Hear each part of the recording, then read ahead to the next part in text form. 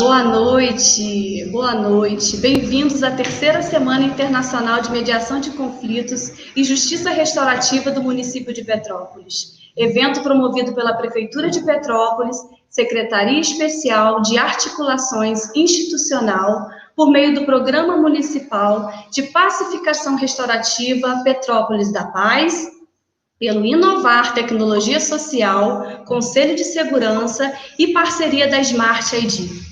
Do dia 21 até o dia 26, estudantes e profissionais das mais diversas áreas de atuação terão a oportunidade de se conectarem com assuntos como mediação na administração pública, mediação comunitária, mediação escolar, gestão de conflitos e outros.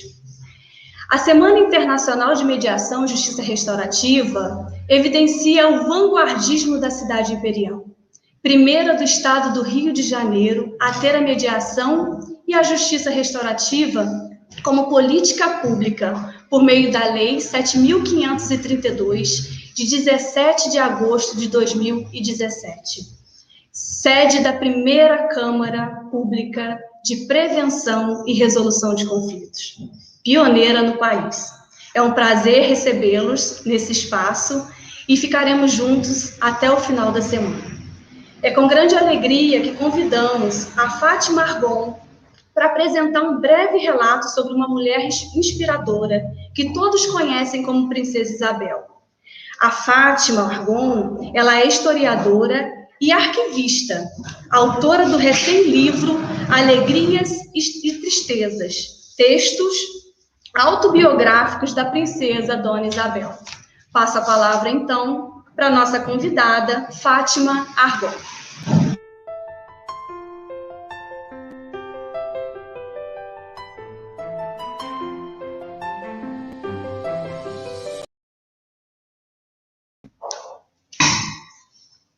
Boa noite a todos.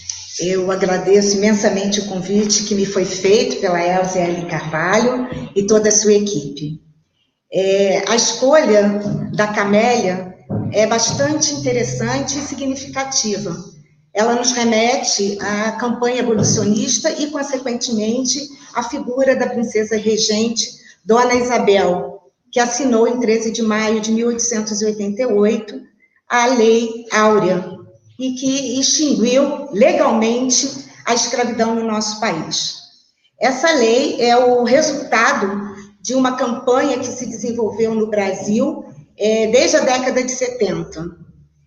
Na verdade, ela assinou com a caneta de ouro, que lhe foi oferecida por um grupo de pessoas que fez uma subscrição popular e teve essa lista encabeçada por um nome importante, que foi o diretor da revista Ilustrada, o caricaturista e abolicionista, o Ângelo Agostini, e tantos outros. E um deles, uma assinatura importante que consta, é justamente o Quilombo do Leblon.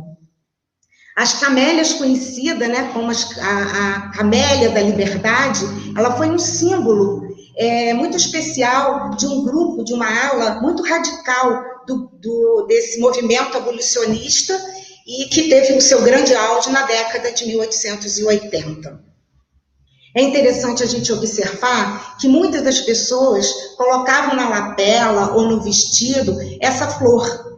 Por quê? E cultivavam também nos seus jardins. Isso significava o quê? Que era uma forma de protesto, uma forma que eles diziam: eu estou aderindo a esse movimento, eu sou um abolicionista favorável a isso, né?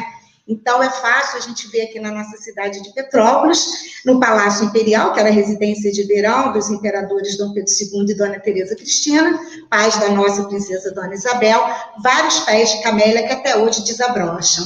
Nós temos também a casa da própria princesa aqui, né, na rua Dom Afonso, hoje Avenida Keller, que também tem vários pés de camélia. Isso tudo que... na sua residência também, no Paço Isabel, hoje conhecido como Palácio Guanabara, no Rio de Janeiro. Então, tudo isso marca uma posição da família imperial favorável também à abolição da escravidão. Dona Isabel, publicamente, na década de 80, já quando ela se mostrou para o povo, para a sociedade, que ela era, assim, uma simpatizante da causa. Ela aparece com uma flor que estava ornamentando, né, adornando o seu vestido. Mas é curioso a gente observar que há uma fotografia dela da década de 1870, portanto, 10 anos antes desse período, que ela está uma flor bem assim no decote do seu vestido. Isso que, logo depois da assinatura de uma outra lei importante, que foi a primeira, que foi a Lei do Ventre Livre, em 1871, e que ela era princesa regente, né, nesse período. Na verdade, a nossa princesa Dona Isabel, ela regeu esse país por 3 vezes, né, 3 períodos importantes, 1871 e 72, 76 e 77, e depois 87 e 88. Em março de 1886, Joaquim Nabuco, que é um nome importante, o João Clapp, o Rebouças, eles foram no quilombo do Leblon, no aniversário do Seixas, que era o proprietário da chácara, né, no Leblon, e para comemorar o aniversário dele. E quando eles estavam indo para a estação lá das Três Vendas, para pegar o bonde, o João Clapp, que era ele e o patrocínio, os fundadores da Confederação Abolicionista de 1883, ele começa a dar vivas aos escravos fugidos. Imediatamente a polícia é avisada e o Seixas não pensa 2 vezes. Ele vai para o Paço Isabel, à procura da princesa Dona Isabel, para mediar aquela situação, porque havia, sim, uma ideia do delegado de polícia ir lá para, enfim, prender, enfim, ir lá no próprio quilombo para sufocar aquele movimento, vamos dizer assim. E aí, Dona Isabel também não pensa 2 vezes e vai à procura do seu pai lá no Paço de São Cristóvão para justamente interceder, né, junto ao presidente do Conselho de Ministros, que era então o nosso Barão de Cotegipe, escravocrata, anti-abolicionista. E aí, quando ele chega lá, o imperador pergunta, mas esse incidente se deu a que horas? E ele disse, meia-noite. Muito tarde, ninguém ouviu. Então, segundo os relatos do Brício Filho, que era um desses que estavam nesse grupo, acabou a história dessa maneira. Ou seja, por uma intervenção da Isabel e do seu pai, foi possível que isso se resolvesse da melhor maneira e de uma forma mais pacífica. Em 12 de fevereiro de 88, 2 anos depois desse incidente, a princesa Isabel vai começar... na verdade, ela recebe, aqui no nosso Palácio Imperial, hoje Museu Imperial, 14 negros fugidos de fazendas aqui circunvizinhas de Petrópolis. E isso está registrado no diário do grande engenheiro André Rebouças, e ele diz, foi a primeira manifestação abolicionista da Dona Isabel I. Ele já se refere a Dona Isabel como a futura imperatriz do Brasil, né? Porque já tudo se encaminhava para esse terceiro reinado. E o nosso André Rebouças faz sempre esses comentários. E aí é curioso, se a gente faz um contraponto, a gente indo para um dos radicais, que era o Silva Jardim, ele faz um discurso em Campinas, em São Paulo, fazendo assim uma coisa muito fervorosa contra as batalhas de flores que a princesa Dona Isabel promove aqui na cidade de Petrópolis. É a primeira. Ela sai em carro aberto, desfilando em companhia do Conde D, seu marido, e de seus 3 filhos, Dom Pedro, Dom Luís e Dom Antônio. Dom Antônio tinha apenas 6 anos de idade. E eles queriam arrecadar, era tudo com propósito para essa causa abolicionista. E esse político fervoroso e muito radical, ele é contra essas batalhas de flores e faz um discurso inflamado, dizendo que, e aí a gente percebe como ele via as mulheres e qual era o papel que eles reservavam nessa sociedade patriarcal, fechada, o papel da mulher. Então ele diz, essas quarentonas, isso, a expressão é dele, é literal, elas são quarentonas, não sabem a sua posição, não sabem o seu sexo, quer dizer, porque era um sexo que não pensava, ela só estava mesmo uma mulher reservada para um lugar dentro de casa, para ser mãe, esposa, enfim. Então ele faz isso e diz para elas, cuidado, senhoras, porque essa batalha de flores pode se tornar vermelha, né? Então, aí também uma ameaça bastante velada.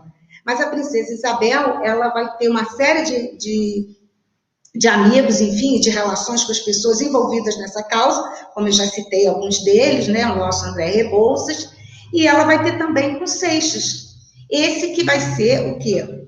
Um fabricante de malas, bem conceituado, um bom comerciante, que tinha uma situação financeira estável, e que vai cultivar essas flores, e quem vai fazer essa ajuda com eles são os escravos, né? É curioso, né? A mão do escravo leve, daquele trabalho tão pesado da lavoura, e ele então se dedica à coisa mais singela, que é a produção, o cultivo de uma flor. E ele, então, dá o abrigo a esses escravos e começa toda uma relação com a princesa Dona Isabel. Nesse sentido, é importante porque esses quilombos abolicionistas, eles vão revelar para a gente, para toda a historiografia, a importância do próprio escravo nesse processo da abolição. Eles não estavam distanciados disso, mas também fica muito latente que, nesse momento, você tem pessoas importantes nessa briga, como exatamente nessa luta, né? Que é exatamente os grandes líderes intelectuais negros. E não podemos esquecer da princesa Isabel. Ela também foi importante, produziu uma série de eventos na luta desse espaço, junto com outras mulheres, como a baronesa de Loreto, a de Muritiba, a condessa da Estrela, em Petrópolis, com o apoio de várias pessoas, como, por exemplo, o proprietário do nosso hotel Bragança, onde o Rebouças se hospedava. Bem, dentro desse contexto, para terminar, político, exigiu um posicionamento da princesa Isabel. Ela não se esquivou, ela foi forte, ela foi valente e se decidiu por uma abolição realmente imediata e sem indenização. A luta seja pela liberdade, a luta seja pela paz, isso tudo requer de nós, homens e mulheres, uma luta, uma força que a gente precisa ter para um entendimento, conquistar através justamente de quê? De um diálogo que a gente possa ver o que a sociedade necessita, o que ela precisa, o que ela deseja e o que ela espera. Então, é uma luta diária sim, e que se renova de tempos em tempos. Então, eu queria terminar minha fala lembrando de uma escritora, Carolina de Jesus, que em 1960 ela publica um livro chamado O Quarto do Despejo, que é um diário de uma favelada, e que ela diz o seguinte: hoje, 13 de maio, é um dia feliz e muito simpático para mim. A gente não pode esquecer que ela era negra, mas hoje, quer dizer, 13 de maio de 1958, eu luto por uma outra escravatura, que é a fome. Então, que a gente possa sempre estar lutando a cada dia por uma sociedade melhor. Obrigada.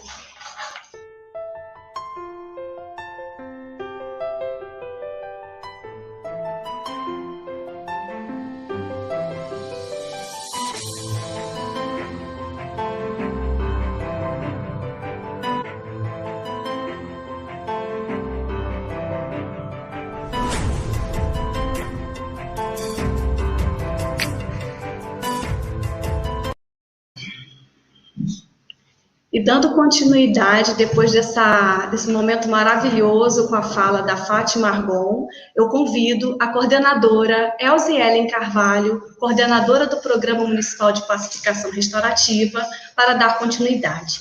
Antes disso, vou falar um pouquinho sobre a Elze. Ela é graduada em Serviço Social pela Estácio de Sá, pós-graduada em Mediação de Conflitos pela UCP, Universidade Católica de Petrópolis, mestranda em Mediação de Conflitos pela Fundação Universitária Ibero-Americana, participante, membro da Comissão de Mediação de Conflitos pela OAB Petrópolis, coordenadora do programa Petrópolis da Paz e diretora do Instituto Inovar, também facilitadora de práticas restaurativas. Elze Ellen, é uma honra passar a palavra para você.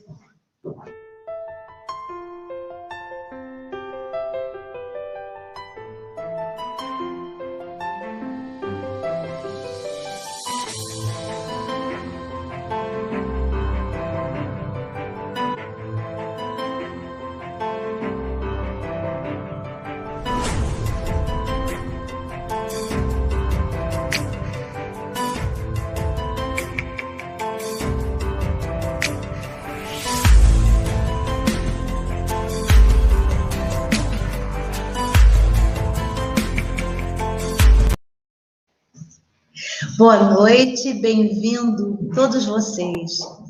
O dia 21 de setembro foi propositadamente escolhido para ser a data do início do nosso encontro. 21 de setembro marca o início da primavera. 21 de setembro também se comemora o Dia Internacional da Paz. A terceira semana de mediação de conflitos e justiça restaurativa do município de Petrópolis se transformou na Semana Internacional da Mediação de Conflitos e Justiça Restaurativa.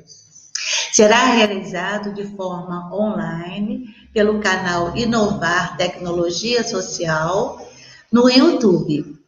Nosso trabalho alcançou patamares de grande reconhecimento no âmbito nacional e internacional.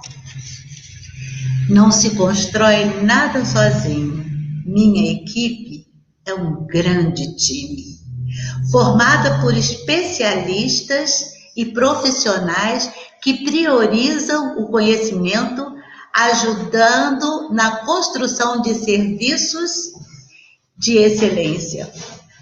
Aos estagiários e a toda a nossa equipe, nós só temos a agradecer. São eles.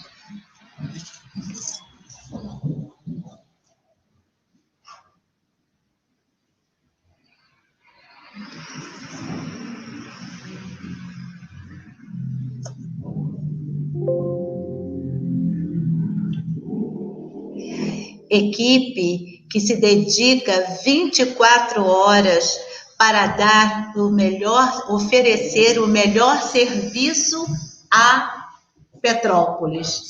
Nós aqui estamos reunidos e aqui eu apresento Cláudia Clemente, coordenadora da Câmara de Prevenção e Resolução de Conflitos, Vanessa Siqueira, coordenadora de Mediação Escolar e Justiça Restaurativa, toda a equipe, César Lopes, Mariana Garcia, Patrícia Teixeira, Nádia Cristina, Ana Paula Constâncio, Marta Lírio e Sabrina Ivechele.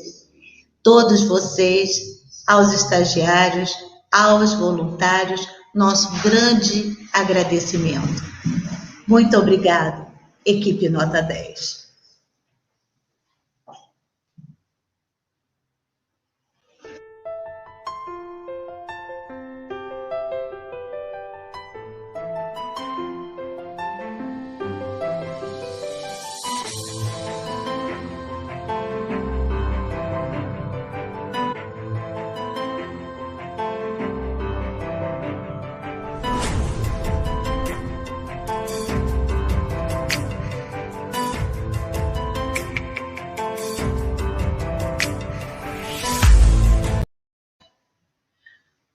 Olá, vamos continuar recebendo então o Procurador-Geral do município de Petrópolis, Sebastião Médici.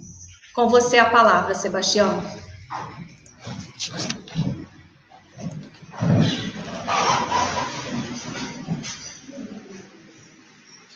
Boa noite a todos. É mais uma vez uma honra enorme estar aqui numa semana e no evento da mediação de Petrópolis.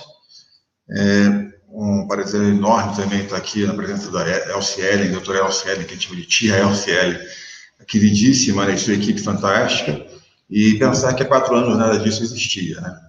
Então, é uma obra de uma senhora, advogada, mãe, já avó, que teve essa iniciativa, trazer essa ideia para o governo, e um case de sucesso e de ineditismo na cidade imperial. Estamos aqui, fizemos questão de vir aqui presencialmente na sede do programa em Petrópolis, estamos aqui ao lado da Casa da Princesa Cristina de Ouros e Bragança, ao lado da Catedral, com vista para a Casa da Princesa Isabel, e a vontade de ouvir a Fátima Argon era que perdurasse a noite toda, né? Petrópolis é uma cidade emblemática na questão de mediação, não é uma cidade dos conflitos, eu diria isso.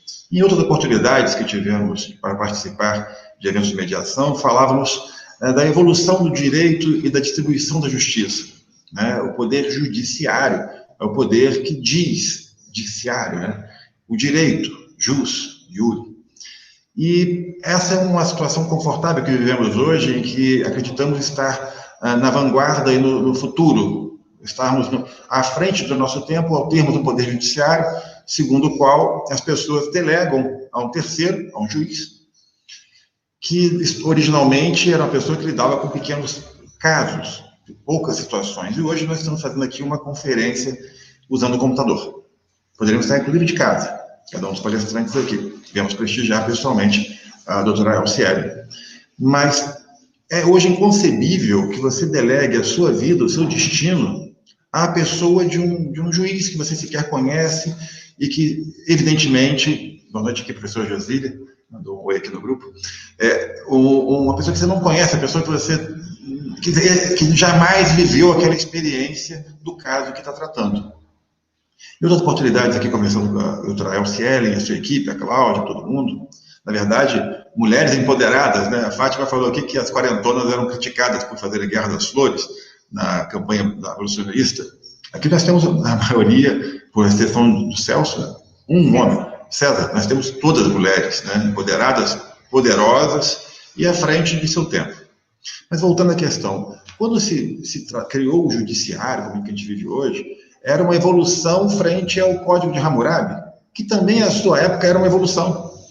Tratou-se de uma dosimetria da pena privada.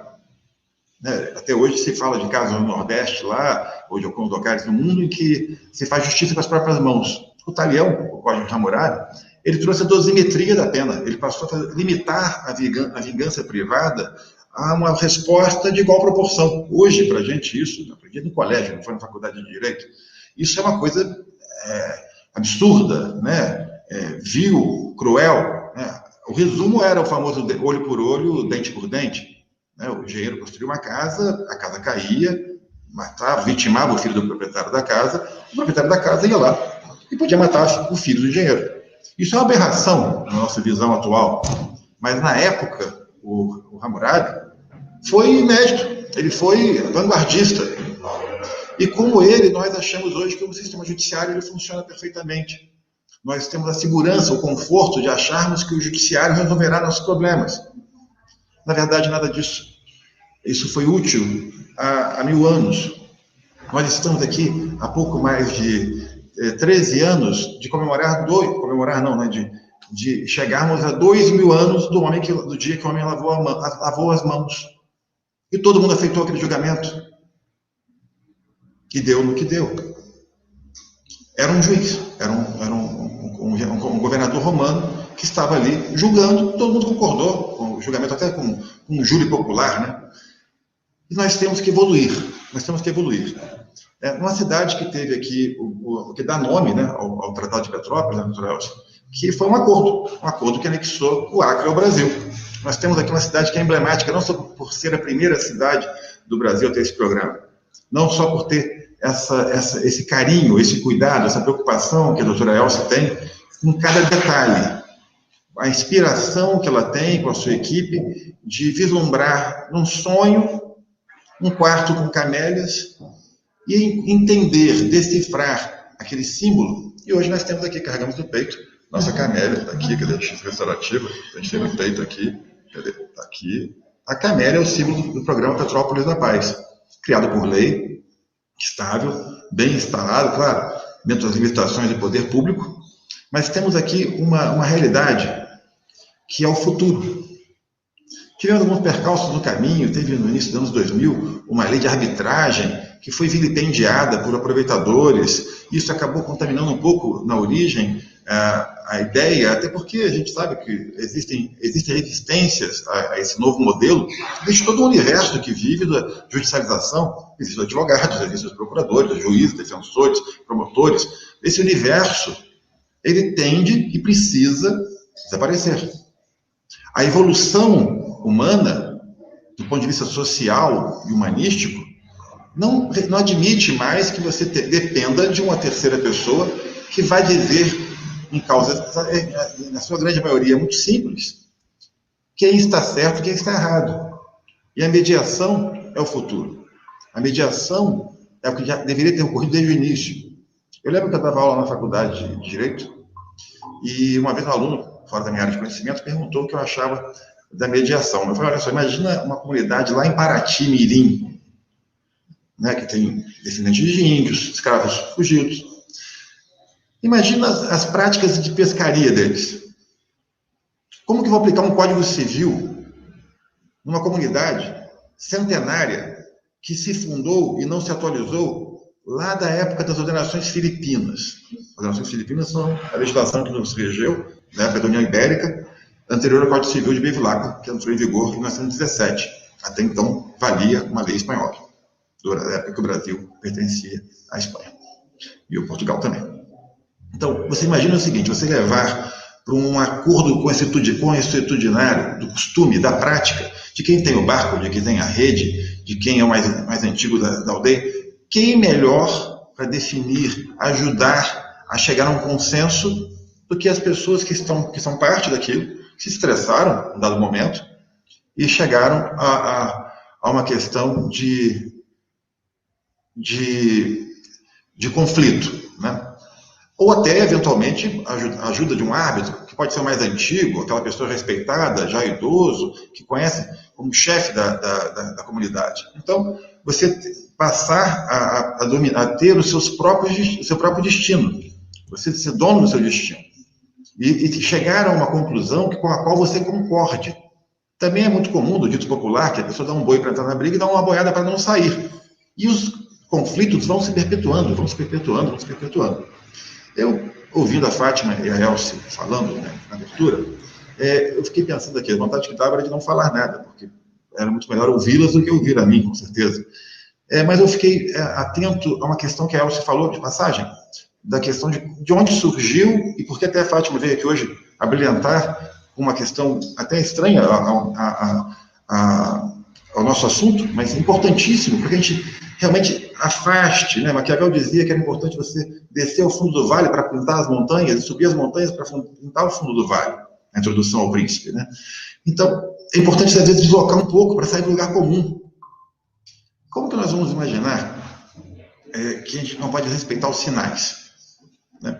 Em tempos de pandemia, eu tenho ficado numa casa que eu tenho da minha família de sítio. E esse novo normal, agora tem galinheiro, tem horta, tem tudo. E uma coisa que está me inculcando, doutora Elsie, é que eu tinha vontade de ter um cachorro. Eu tenho uma filha pequena, eu tinha vontade de ter um cachorro. Mas ainda tenho um pouco de trauma, que eu perdi a minha cachorra, a Nix. Eu queria adotar uma cachorra nova, mas perdi. Minha cachorra tem só 3 anos, então eu já estou um pouco abalado. Por isso, não queria... Estou no luto da minha cachorra ainda. Eu fui atropelada, foi uma coisa um pouco traumática. E eu me lembrei, meu cachorro era um cane corso, eram 2 irmãs. E elas lutavam em pé, elas brigavam em pé. Uma vez eu quase perdi um dedo, tentando separá-las. E eu tive que cercar a casa no meio, né? Cerquei a casa toda, fiz uma cerca no meio, para que cada uma vivesse separadamente. E não tinha como ficar, mesmo que elas brigavam por cima da cerca. E acabei dando uma e ficando com outra coisa. Uma decisão extremamente difícil, quase salomônica, né? Ter que dar um cachorro. Mas enfim, a sorte que eram 2 cachorros, eu não tinha que dividir ninguém ao meio. Mas enfim, e aconteceu de eu perceber nesses sinais, vindo para cá hoje de manhã, vindo do sítio para cá, vindo de Itaipava para cá, eu vi na estrada, vim pensando num cachorro. E pensando no cachorro, como a tia Elsie viu o quarto cheio de camélias, eu lembrei de uma expressão que, assim como nós achamos hoje que o Código Hammurabi, o talião, olho por olho, dente por dente, é uma monstruosidade, que quando foi criado era uma evolução fantástica. Quando o Talião fez isso, ele estava dando assim, um grau de civilidade fantástico para a época. Que antes o cara matava alguém, ou batia no carro não existia, né? Mas ele fazia alguma coisa e virava uma guerra que ninguém sabia como tinha começado, né? Olha a Helena de Troia, a confusão que ela arrumou, né? Então, a coisa começa de um jeito e ninguém sabe como vai terminar. Então, a coisa vai tomando proporções. Então, o Talião teve aquela ideia lá, o Hammurabi, né? Teve a ideia de fazer uma coisa, a dosimetria da pena privada.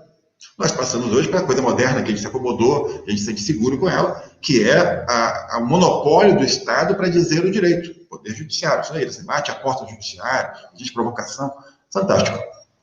E aí, o meu cachorro, assim como outras raças italianas, era um molosso.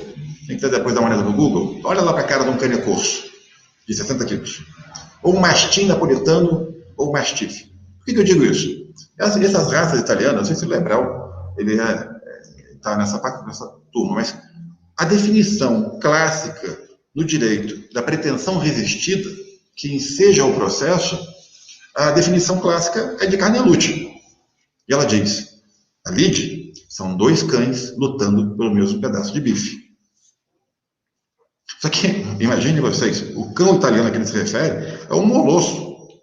É uma espécie de Rottweiler. Assim. Rottweiler parece que é uma cruza do cane corso com um pastor alemão, que tem as cores do pastor alemão, mas tem aquele porte dele.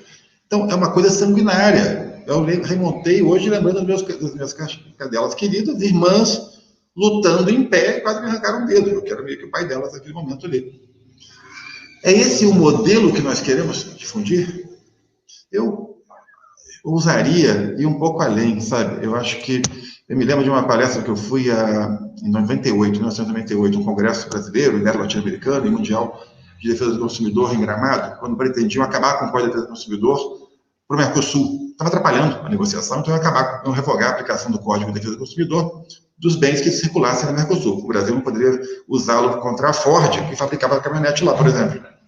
Ou a Chevrolet, que também importava de lá os carros, que eram normais aqui, os carros normais, que eram montados lá. E a Ada Pellegrini Grinover, uma das autoras do Código de Defesa do Consumidor, ela usou uma expressão que havia um conflito lá grande do Antônio Carlos Magalhães, presidente do Senado, para reformar todas as leis, fazer um Código Civil novo, um Código de Processo Penal novo, um Código Penal, queria fazer todas as leis novas. E a Ada Pellegrini usou uma expressão que não precisava de nada disso. Bastaria que se tingisse com as cores do Código de Defesa do Consumidor todo o ordenamento jurídico brasileiro. Que você passasse a interpretar as leis brasileiras existentes, como elas estavam, o Código Penal de 41, né, você tinha o Código Comercial do Império, do Barão de Mauá. Bastaria você passar a interpretar estas normas antigas sob os princípios e as lógicas e as formas do Código de Defesa do Consumidor, uma lei de 90, muito moderna na época. E aqui, já para concluir, e desejar a todos uma excelente semana de mediação, a terceira semana, eu tenho a expectativa, né? Dizem que sonho que se sonha só é apenas um sonho, né? Sonho que a gente pensa junto é a realidade. Então, acho que um sonho que merecia ser pensado conjuntamente e que é talvez o futuro, não só da justiça. Quando eu estava falando aqui antes de começar, que a gente fica nervoso antes de começar, a doutora Elsa é super treinada em palestras, sou advogado, né? Nosso papel é subir a tribuna, de cortes superiores. E eu me lembrava de quando eu estava na faculdade, eu ia nas câmaras que tinham os desembargadores de Petrópolis, e via aqueles advogados já de cabeça branca, acima de 70 anos de idade, e as mãos tremiam na tribuna. Isso me acalmava, porque se o desembargador está na tribuna, o juiz, o antigo, ele pode tremer um pouco ali, né? Por que não poderia também o jovem advogado ali tropeçar, errar uma palavra ou outra, né? Então, nesse contexto de um mundo melhor, quando a gente entra no fórum, a gente vai para brigar. Nós somos treinados na academia, na faculdade, que a lide, o processo, são dois cães ferozes lutando pelo mesmo pedaço de bife.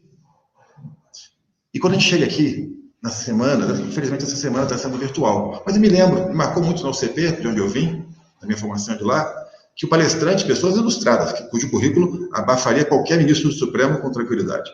Eles estavam lá, às vezes, sem meio, desciam daquele majestoso palco da UCP,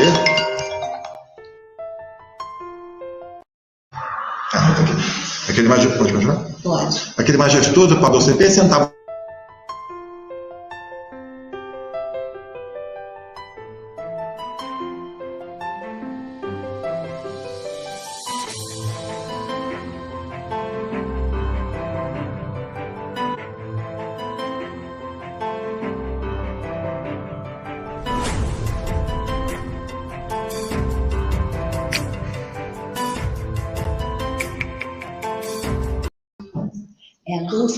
Entrou o intervalo comercial aqui.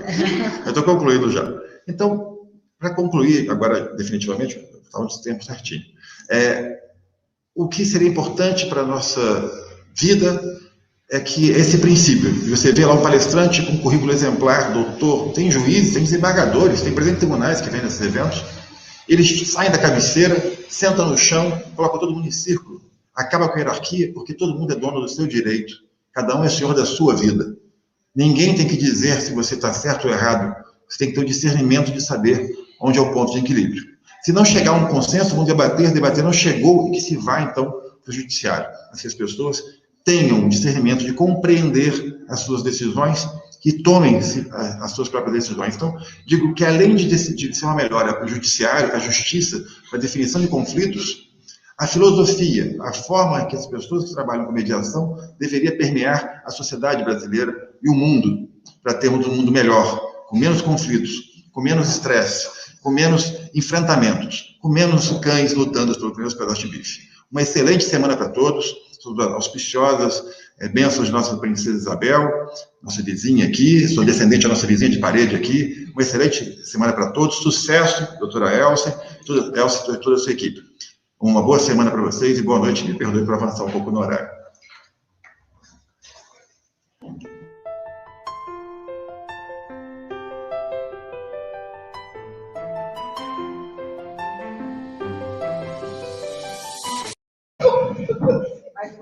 Dando continuidade, agradeço imensamente a Fátima Arbon, que já passou por aqui com sua linda história sobre a princesa Isabel. Tem um livro bem bacana, que eu vou dizer mais uma vez para quem está chegando agora. Ela é autora do recém-livro Alegrias e Tristezas, textos autobiográficos da princesa Dona Isabel.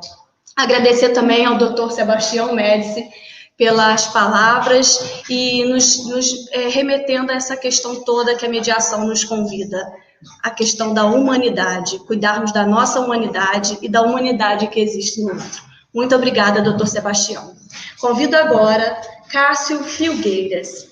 Ele é advogado e mediador treinado pelo Centre Genocé de Montreal, Canadá, especializado em mediação familiar pela PUC, coordenador da prática de mediação da formação de mediação, Palas Atena, ISA ADRS, coordenador executivo do Fórum Nacional de Mediação, FONAME, o qual somos parceiros, não é, Cássio? Palestrante em conferências internacionais, jornadas de estudos Brasil-Canadá e novas perspectivas em mediação. Com você a palavra, Cássio, e nos encontraremos no final das suas belas palavras. Até já.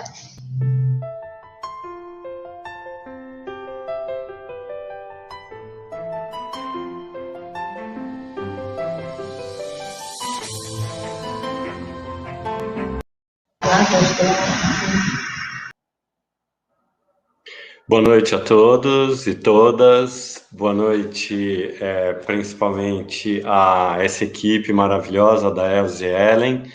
Eu quero agradecer muito o convite de estar aqui falando nessa terceira Semana Internacional de Mediação, e é uma alegria muito grande verificar que essa semana se faz numa cidade tão importante, tão maravilhosa que é Petrópolis, e difundindo essa prática de mediação de conflitos entre nós.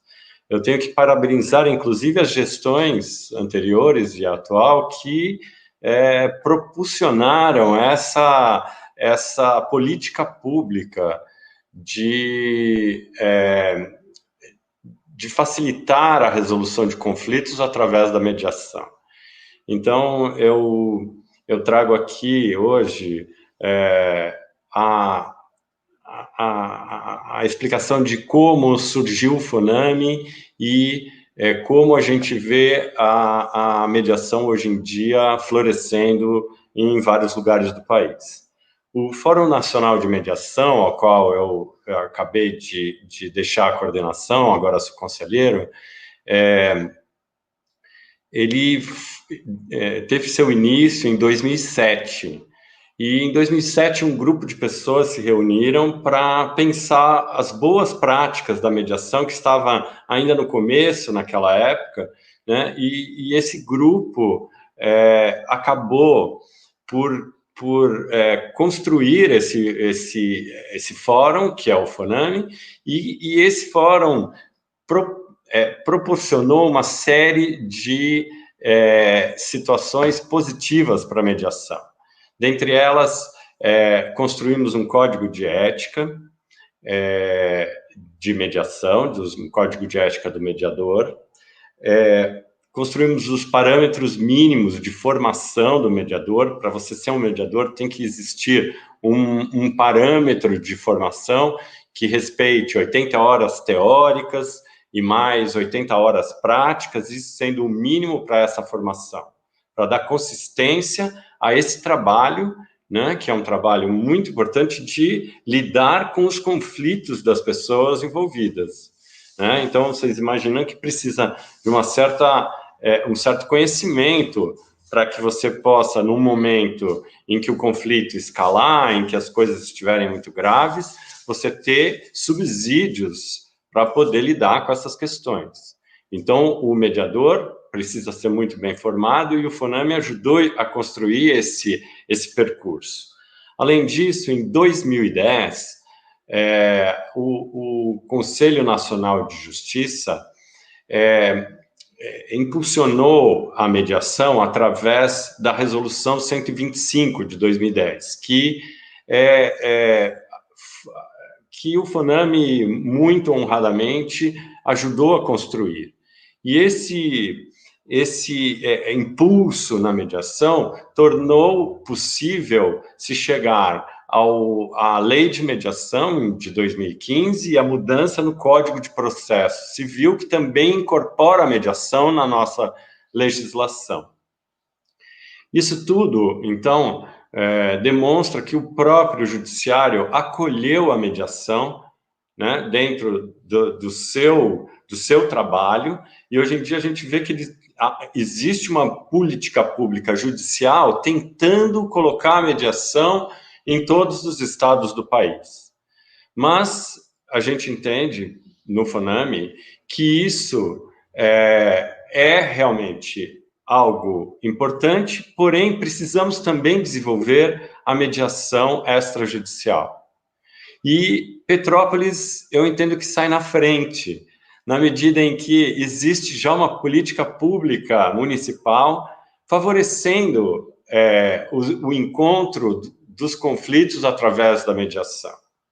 E essa questão é tão importante porque, como disse o procurador Dr. Sebastião, o ser humano ele precisa ter uma outra forma de resolver os conflitos que não seja aquela determinada pelo Estado, que é através do Poder Judiciário. Porque eu tive numa palestra com o professor Howard Zer, da Justiça Restaurativa, e ele, na palestra, falou uma frase muito bonita que eu trago aqui. Ele disse o seguinte: eu não sei como as guerras começam, mas elas terminam com uma boa conversa. E eu acho essa frase linda porque faz parte do ser humano dialogar, faz parte da existência da humanidade trabalhar os conflitos através do diálogo. E quando nos recusamos a usar o diálogo, as coisas só pioram. Obviamente, nem sempre é fácil dialogar, não é? As coisas podem estar tão esgarçadas, tão rompidas, o rompimento pode ser tão grave que o simples fato da pessoa estar na sua frente ou de uma situação de você ter que lidar com aquele conflito nos deixa totalmente transtornados. Então, a ideia de um terceiro, que é o mediador, um terceiro facilitando a recomposição das relações que estão envolvidas, porque nem sempre são relações que não são continuadas, essas relações podem ser entre pais e filhos, entre parentes, entre pessoas que se amaram um dia, né, e precisam continuar aquela relação, porque às vezes têm filhos, porque pessoas dependem daquela relação, e levar isso para um judiciário para tentar resolver a questão não é o melhor caminho. Eu entendo que o melhor caminho seria utilizar a mediação, utilizar o mediador para que as conversas possam ser facilitadas. Conversas difíceis podem ser facilitadas na medida em que as pessoas têm necessidades atrás daquele conflito. necessidades que precisam ser olhadas pelo mediador e pelas pessoas que estão em conflito. Então, participar de um processo de mediação é humanizar a relação do conflito, né? Não é para diminuir, né, a carga, vamos dizer, de vingança, porque isso não caberia na própria construção, né, da mediação. Então, a ideia é se lançar para o futuro, e um futuro de paz. Por isso é tão valorizado e deve ser tão homenageado e tão honrado participar, né, aqui, hoje, desse processo, dessa terceira Semana Internacional de Mediação. Então, eu estou muito satisfeito, muito contente. E, ao mesmo tempo, eu tenho que dizer para vocês, o FONAME facilitou e ajudou e fomenta a Ação Nacional de Mediação Virtual, que é uma ação que foi criada por mediadores para atender pessoas em conflito durante a pandemia, pessoas que foram afetadas pela pandemia. E esse afetados que eu digo é qualquer pessoa que teve alguma afetação com relação à pandemia que todos nós estamos passando. Então, se você tem um conflito e precisa dar um resultado para essa questão, procure a mediação de conflitos através do FONAME, e a ELSE Ellen e a Petrópolis da Paz também são parceiros, né? Então, conflitos que vocês tenham na cidade de Petrópolis, conflitos familiares na escola ou em qualquer local, podem ser atendidos pela mediação na Ação Nacional, né? E essa Ação Nacional conta com 88 mediadores com alta capacidade, com formação muito reconhecida, e esses 88 são voluntários. Então, é totalmente de graça, é online, né? E é a possibilidade também que nós encontramos de desenvolver essa mediação que nós chamamos de extrajudicial, que está fora do ambiente judicial.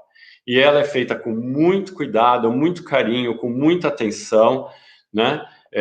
Propiciando com que as pessoas que estejam em conflitos possam resolver suas questões através do diálogo. Então, a partir daí, o mediador se utiliza dessa ferramenta, e a mediação, ela ajuda as famílias, no geral, né, famílias monoparentais, né, famílias homoafetivas. A mediação está direcionada para o futuro. Ela contém elementos que podem ajudar a empresa a melhorar o seu rendimento de funcionários, a ter uma relação melhor com seus fornecedores, com as pessoas que dependem dela, com a própria comunidade. A escola também, a escola se beneficia muito, o processo escolar é muito conflituoso, afinal são pessoas que estão se relacionando, e o conflito é natural entre os seres humanos. Então, não se trata de querer abafar o conflito, diminuir ou terminar com o conflito, porque o conflito é benéfico no sentido de nos colocar adiante, né, nos amadurecer, ajudar com que a gente se direcione com mais qualidade para o futuro, né? Então, na escola, é bem interessante, porque é possível se utilizar a mediação entre professores, entre a coordenação e os professores, entre pais e alunos, entre alunos e professores, pais e professores. Quer dizer, então, é um universo enorme de possibilidades que o mediador encontra através, né, dessa metodologia, né, que facilita a convivência humana. Então, no âmago da coisa, né, no fundo, o mediador e a mediação quer com que as pessoas estejam em paz, quer que as pessoas cheguem a um resultado, né, que respeitem as suas necessidades dentro do conflito, né? Valorizando a perspectiva de cada um como ser humano, né, dentro do conflito. Então, essa possibilidade de existir uma cidade como Petrópolis, promovendo uma semana de mediação, tendo conseguido sensibilizar os políticos e que entenderam que a mediação é um caminho de qualidade para pacificação social, é realmente uma alegria muito grande para nós brasileiros e iniciar, e o que precisarem, né, de nós, mediadores, estaremos à disposição, porque isso é realmente diferente. Veja, não há cidades ainda no Brasil com essa qualidade que Petrópolis está promovendo. Então, parabéns a todos, cidadãos da cidade e governantes e equipes que fizeram essa possibilidade de reunir pessoas de qualidade para poder trabalhar os conflitos e ter um mundo mais pacífico, uma cidade com mais qualidade relacional. Então, muito obrigado a vocês, e eu agradeço muito estar aqui. O que precisarem de mim, estou à disposição.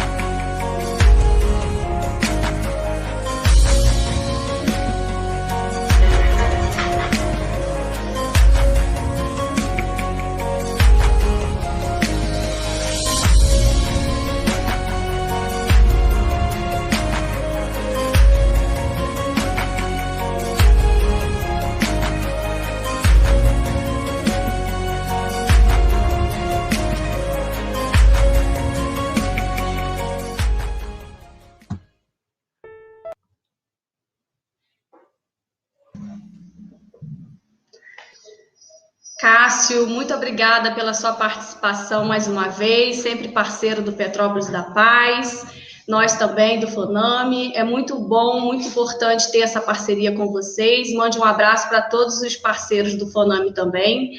E seguimos nessa agenda maravilhosa que inicia hoje, dia 21, e vamos até o dia 26/9. Daqui a pouco a gente vai receber a Fernanda Levi, Cássio. E já passando para vocês a nossa agenda de amanhã, 22/9, nós começaremos um pouco mais cedo, às 16 horas, Justiça Restaurativa com a Cléo Garcia. Beijo, Cléo, você está aqui? Obrigada por estar participando hoje conosco também. 19 horas, teremos a mediação emancipadora com Juan Carlos Bezula, um professor super querido também, uma referência para todos nós. Às 20 horas, teremos a Juliana Paloni, que também é do FONAME, Ação Nacional de Mediação Virtual, que falará um pouco para a gente como é que isso tudo está acontecendo nesse modelo virtual, a mediação que acontece no modelo virtual. Petrópolis da Paz é parceiro, encaminha as mediações também para o FONAME, e a gente segue fazendo as mediações virtuais quando não são possíveis presenciais. A gente agradece a presença da Liliane Rezende de Santos, a Flávia da UCP, a Karina Andrade, que está sempre conosco. Deixa eu ver mais quem está aqui. Só um instantinho. Luciane Diniz. Muito obrigada a todos vocês. Tem uma pessoa de Goiânia aqui que eu também perdi. Desculpa, não coloque seu nome aí, porque eu acabei me perdendo aqui nos comentários. Muito obrigada a todos vocês que estão aqui conosco. Luciane, muito obrigada. Dando continuidade, convido a doutora Cláudia Clemente, que é coordenadora da Câmara de Prevenção e Resolução de Conflitos do Programa Municipal de Pacificação Restaurativa Petrópolis da Paz, de Lei 7.532, de 17 de agosto do ano de 2017. É com você, Cláudia, está com você a palavra.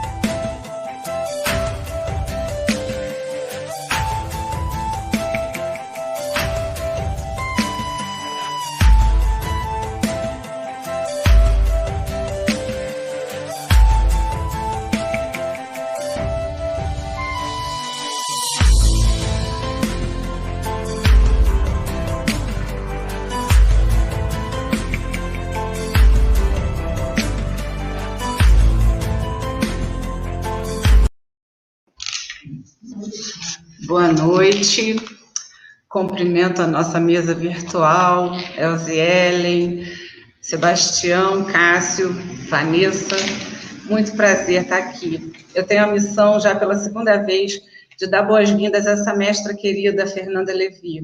Vou falar um pouquinho da Fernanda, que se hoje a gente pode andar pelos esses terrenos já semeando, a gente deve ao trabalho de aragem dela, que já há muito tempo vem trabalhando nesse meio, tá? Vou falar um pouquinho da Fernanda, que é mediadora privada, certificada pelo International Mediation Institute, IMI.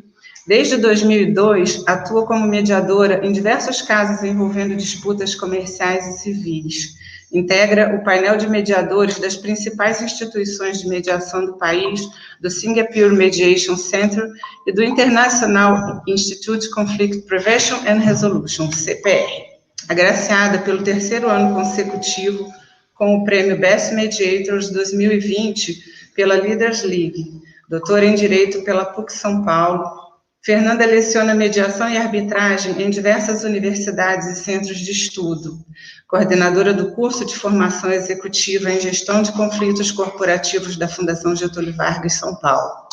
Vice-presidente de Relações Institucionais do Instituto de Certificação e Formação de Mediadores Lusófonos, o ICFML. Presidente do Conselho Nacional das Instituições de Mediação e Arbitragem, CONIMA. Bem-vinda, Fernanda, querida. Vai falar para a gente sobre mediação na administração pública, tema esse em que a gente precisa ainda continuar arando e desenvolvendo e desdobrando. Boa noite, Fernanda. que me escuta, boa noite, boa noite. É um prazer enorme estar aqui com vocês. Agradeço pelo convite. Parece que foi ontem que eu estava aí em Petrópolis. Ah, querida! Parece que foi ontem que eu estava em Petrópolis. Gente, que dia lindo! Eu e Tânia Almeida, né, no Quitandinha, falando também sobre administração pública, a convite de vocês. E agora nessa mesa estendida, virtual, né, que nos encontramos, cada um da sua casa, cada um do seu lugar, né, entendendo pessoas do Brasil todo. Vocês estão me ouvindo bem? Eu estou escutando um ruído, vocês estão, está tudo tranquilo por aí? Tudo bem, está ótimo. E assim, cumprimentar todos que estão aqui nos assistindo, nos acompanhando. Sei que tem uma santista aí, eu sou de Santos, então quero fazê-lo na pessoa da minha conterrânea. Enfim, dizer desse momento que a gente está vivendo também, que é um momento tão desafiante, num momento tão impensável para todos nós, que traz tanto cuidado, tantas preocupações, tantas dores, e, ao mesmo tempo, nos faz um convite, né, para resiliência, para paciência, para todos essas qualidades e virtudes que nos estão estamos sendo convocados a elas, né? E falar sobre um tema que me é tão caro. Você trouxe uma apresentação minha, né? Enfim, que fala desse caminhar, e quero fazer uma relação, assim, falar de ter escutado Fátima, doutor Sebastião, vocês, eu quero então contextualizar um pouco.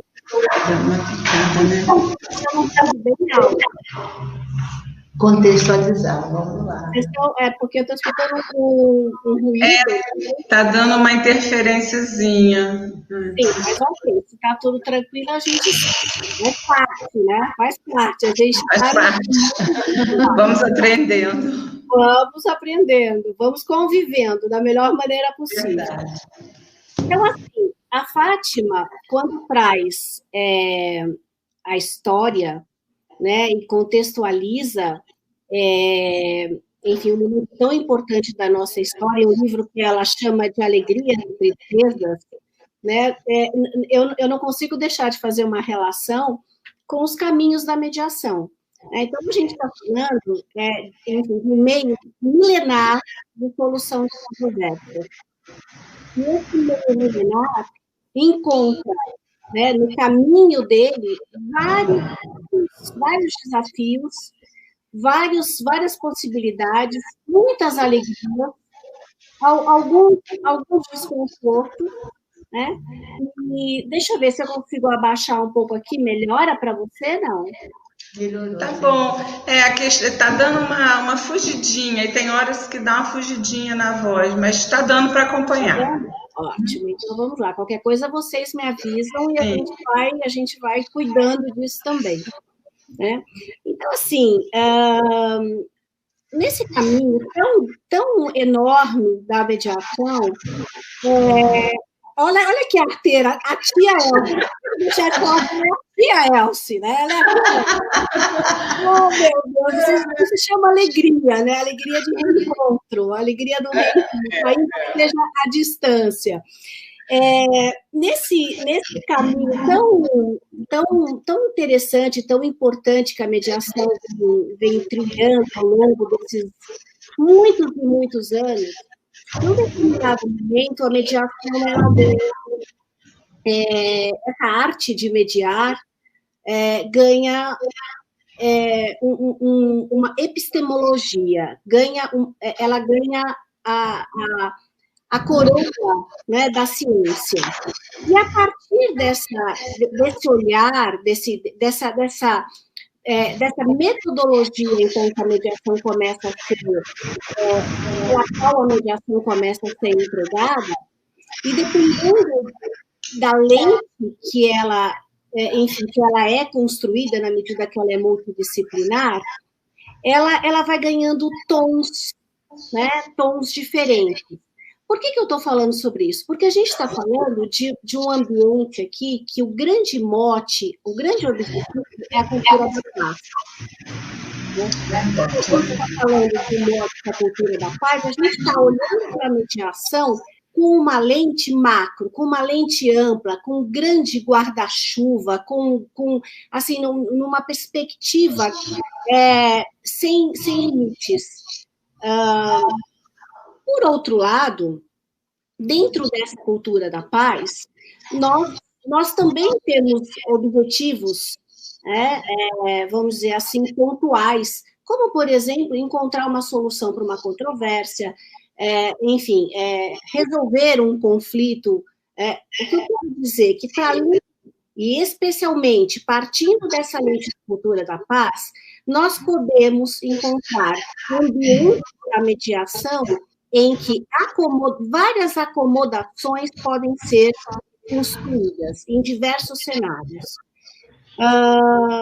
Cássio, querido Cássio, né, amigo, companheiro, que faz todo um relato do FONAME, que eu tenho a honra de integrar também, trouxe vários exemplos no ambiente familiar, ambiente de relações, ambiente escolar, questões de vizinhança, enfim, trouxe conflitos e disse: conflito é inerente à condição humana, todos nós temos conflitos.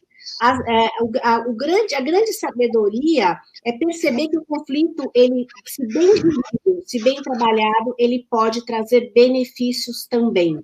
Né? Então, assim, nessa ambiência enorme que a natureza humana possibilita a aplicação da mediação, nessa mediação que é milenar e que tem um olhar enorme para a cultura de paz, nós encontramos a administração pública. Né? E daí a gente pensa assim, mas será que a administração pública está incluída nesse contexto? Pode ser incluída nesse contexto? Essa pergunta foi feita muitas vezes, né? E não só em relação à mediação, mas como em relação à arbitragem, ou em relação a meios que não tinham uma única porta de acesso, até então pensada, que era o Poder Judiciário. Então, assim, pensando na administração pública, cuidando das suas questões no Poder Judiciário, algo super tranquilo. Agora, pensar em administração pública para além das portas do Poder Judiciário, é possível? Seria possível? Essa pergunta a gente fazia há alguns anos. E eu digo para vocês que essa pergunta, a resposta dela é óbvia hoje, e a pergunta em si, a dúvida, ela está superada. Assim, é adequado, é indicado, eu diria mais, é dever da administração pública fomentar, participar, cuidar dos interesses públicos por meio dos meios conceituais de solução de controvérsias, é que a gente está fazendo um recorte para a mediação. Assim, aquela primeira pergunta, se é possível acontecer a mediação na administração pública, academicamente ela está superada e, na prática, ela é demonstrada com inúmeros projetos que estão funcionando, que trazem uma qualidade enorme, e aí a gente tem o exemplo de vocês. Vocês estão me ouvindo? Estão? Ótimo. Então, porque o meu som, o ruído diminuiu. Então, a gente achou um jeito, né, de conviver, né, e conseguir, enfim, nos escutarmos bem. Tá certo? Ótimo. Então, vou seguir. Bom, então temos esse primeiro cenário. Administração pública e mediação formam um super par, né?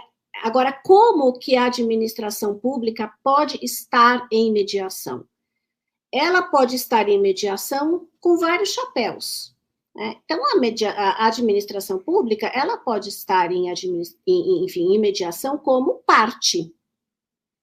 Ela pode estar na administração, enfim, na mediação, enquanto fomentadora da mediação. E aí eu quero fazer referência a um dos nossos queridos palestrantes que, enfim, que estará conosco aqui nessa semana internacional, que é o Adolfo Braga, que acaba de escrever e defender a sua dissertação de mestrado justamente nesse tema. Então, quando ele chegar, vocês não percam a chance de provocá-lo. Em breve a obra será publicada e que faz um trabalho muito interessante relacionando a mediação e a administração pública. Aqui vem não como uma nota de rodapé, essa informação quentíssima, mas assim como um highlight para esse trabalho que foi realizado pelo Adolfo Braga sobre o tema. Bom, então, assim, se a administração pública pode figurar como parte, quais seriam, então, os desafios e os cuidados que a administração pública deve ter ao participar de uma mediação enquanto medianda?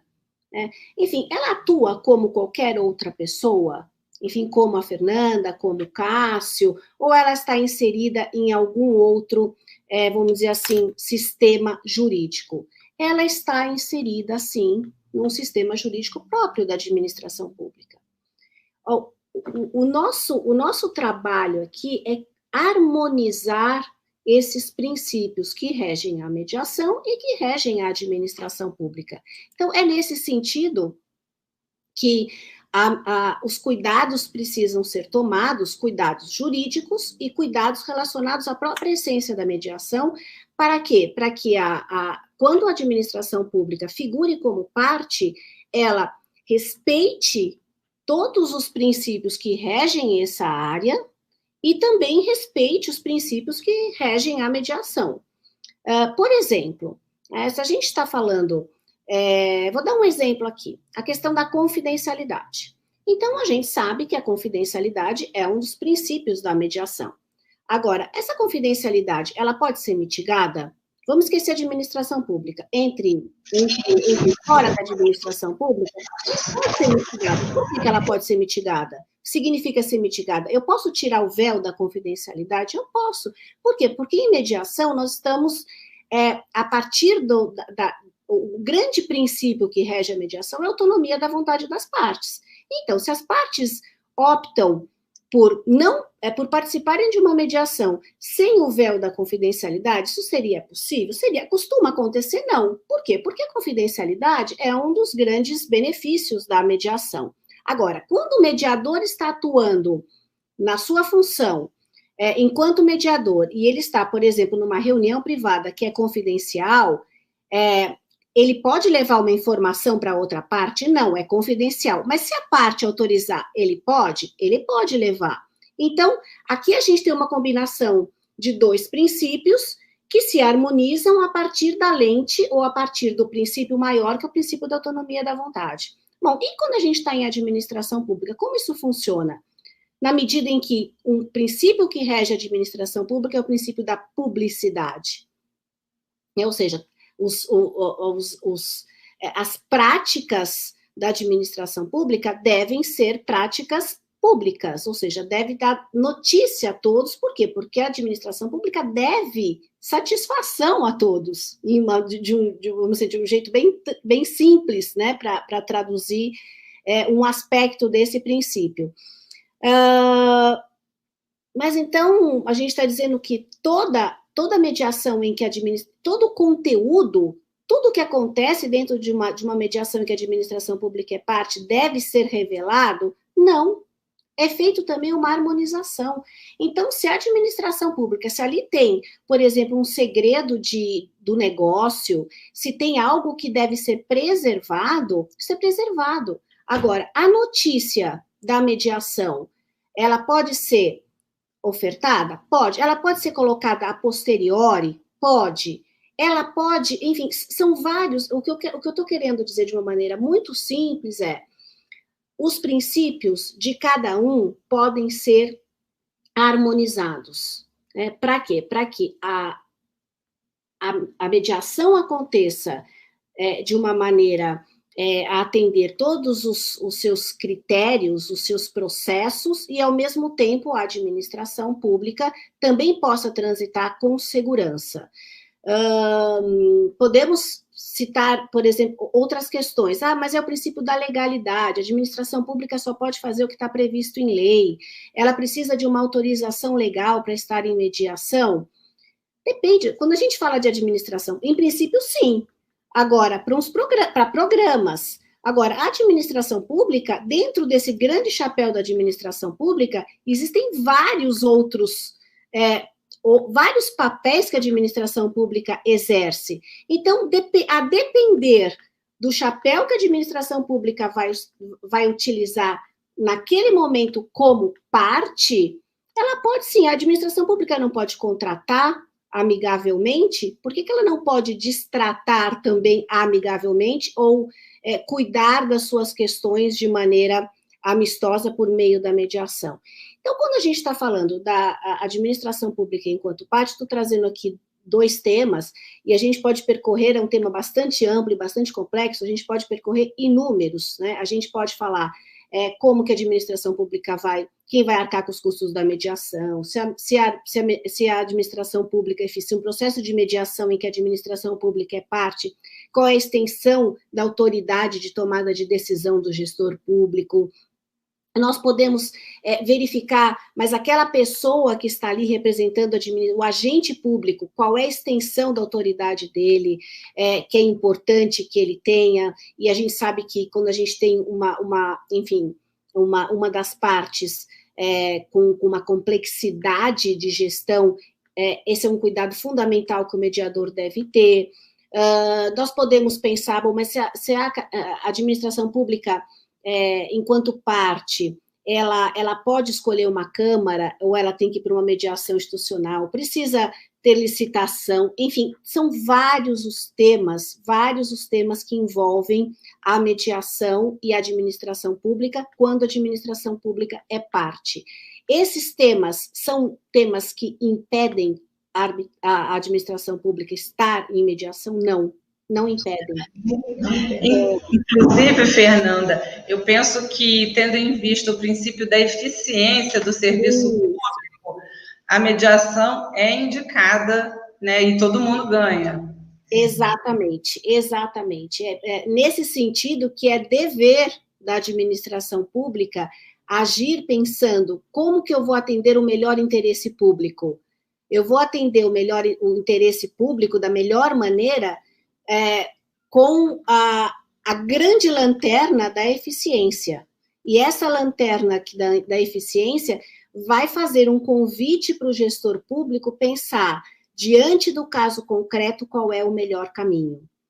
Da mesma maneira que o advogado que está assessorando uma parte, uma empresa privada, diante da notícia de um conflito que esse empresário traga a ele deve olhar para o conflito e pensar que há mais de uma forma, para além do Poder Judiciário, que ele pode escolher outras formas e que ele vai escolher o melhor caminho ou vai indicar o melhor caminho, e aquela pessoa vai escolher, dependendo do critério da adequação, do momento, das suas possibilidades, qual é o caminho adequado, o gestor público deve fazer o mesmo, pautado no princípio da eficiência e para atender o interesse público. Então, muito bem lembrado, Cláudia, é isso mesmo. Eu acho que esse é o grande esse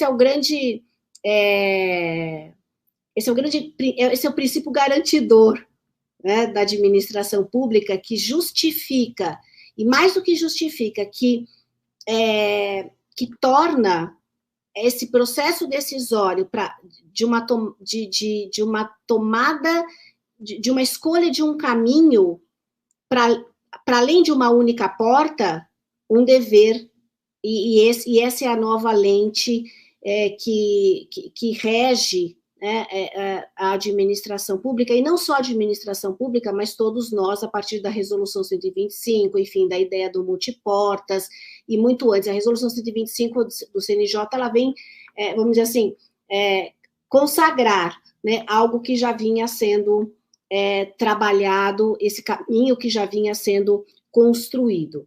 Bom, mas, por outro lado, a gente pode falar assim, bom, mas a administração pública, ela só atua enquanto parte? Não, ela tem um papel extremamente relevante, que é o de fomentar a mediação ou os meios consensuais de solução de controvérsias.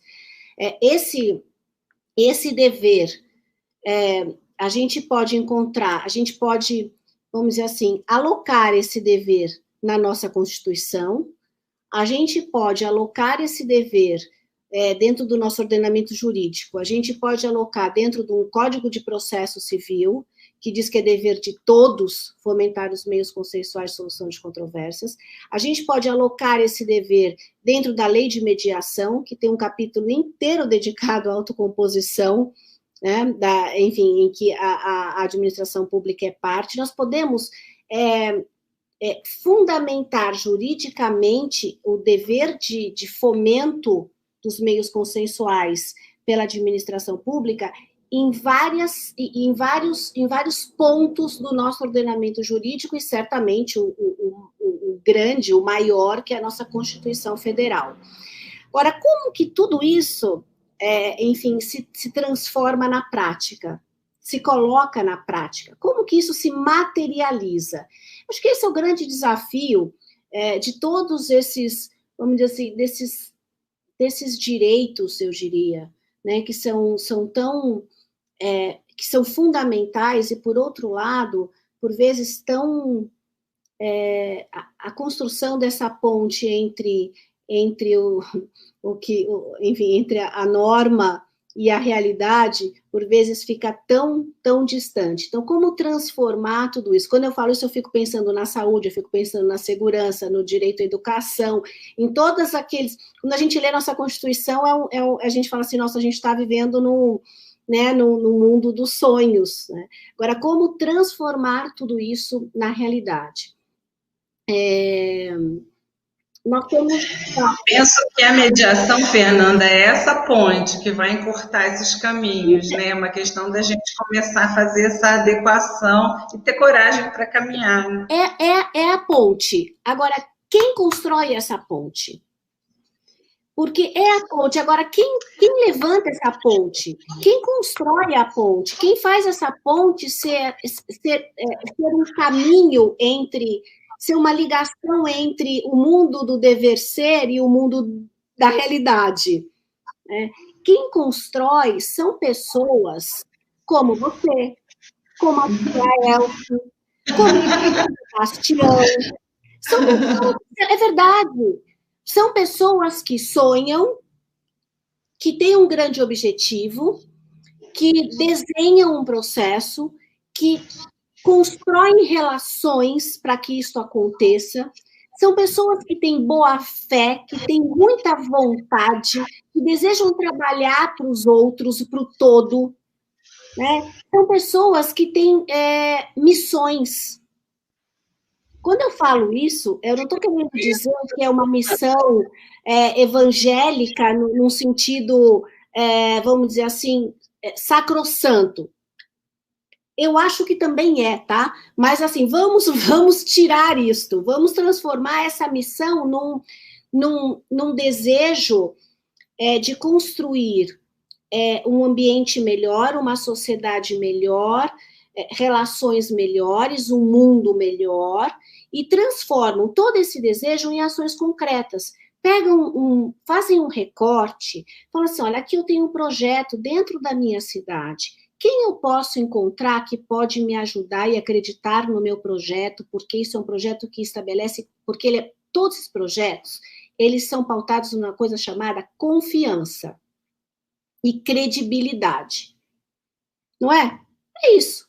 Então, assim, daí você tem uma pessoa que sonha, uma pessoa que constrói, que tem uma história, que encontra o Sebastião, ou que encontra Sebastiões na vida, né?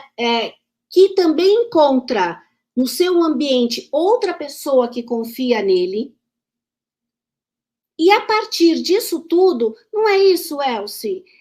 Com certeza, Fernanda. A partir disso tudo, dessa rede de confiança, de credibilidade, de transparência, de pedrinha atrás de pedrinha, de tempo, de cuidado. Pacificadores que estão há mais tempo no caminho e que se prontificam a nos orientar, porque o sonho, ele precisa também estar respaldado, né, academicamente. Então, vocês, né, Adolfo, você, a Tânia Almeida, a Vezula, tantos autores, tantos estudiosos que vieram e contribuíram, né, para que a gente pudesse construir algo, e esse algo fará uma diferença tamanha na vida das pessoas, né, Fernanda?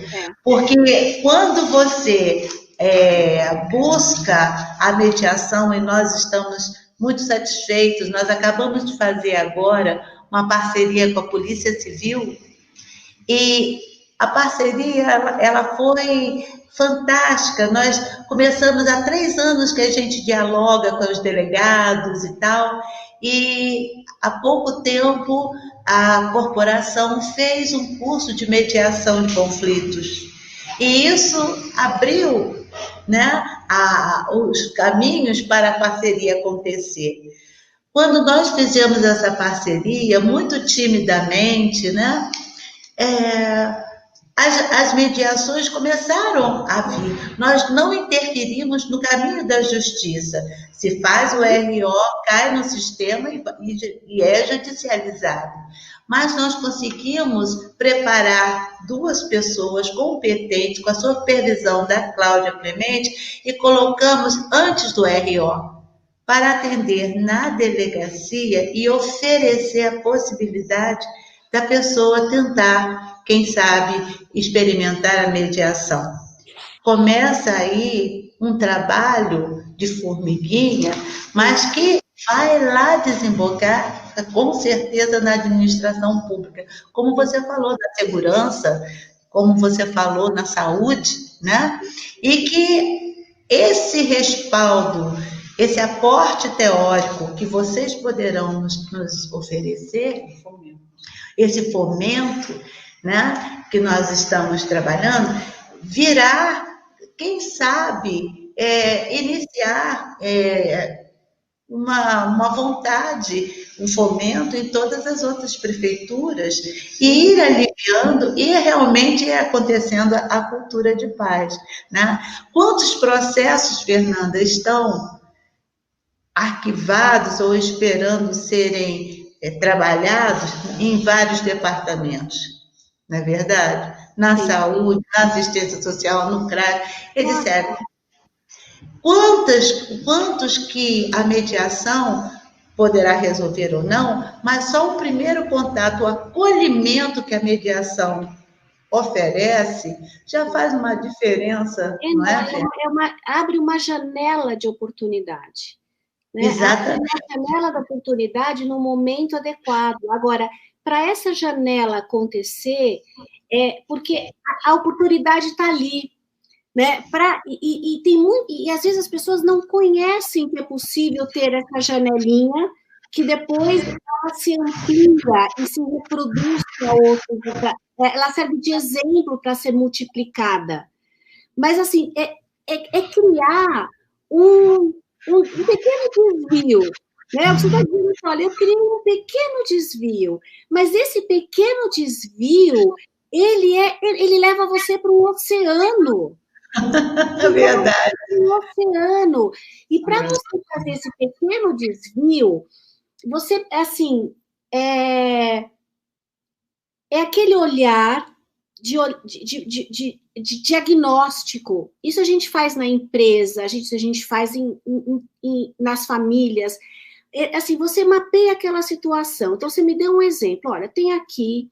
Como é que eu vou cuidar dessa situação? Eu vou sensibilizar. Primeiro, eu vou conversar. Eu vou contar da existência. Eu vou sensibilizar. Eu vou encontrar pessoas, porque as pessoas são mais aptas ou menos aptas, isso não é melhor ou pior, né? Não é melhor ou pior, é encontrar uma ressonância em algumas pessoas que abraçam o projeto. Então, você falou, olha, encontrei 2 pessoas que naquele momento de vida delas estavam esperando essa oportunidade e foi feito esse encontro. São encontros que acontecem. São encontros. São encontros que acontecem. E aí, aquela pessoa que tem uma disputa, às vezes, no acalorado do tempo, com um vizinho, porque o barulho está infernal, porque aquele dia não dormiu, porque tem uma criança, porque tem uma pessoa... Enfim, uma situação que escala o conflito, ela encontra, num ambiente que levaria a um processo judicial, esse processo ele permanece, mas ela encontra um momento em que ela pode repensar o que aconteceu, junto com o outro. Isso é incrível. E para tudo isso acontecer, a gente precisa ter esse encontro entre as pessoas. E para esse encontro acontecer, as pessoas precisam estar... alguém precisa convidar, o outro precisa convidar muito bem convidado, o outro precisa estar pronto para aquilo, precisa receber aquela escuta, e aí um projeto acontece. E esse projeto ele favorece inúmeras pessoas.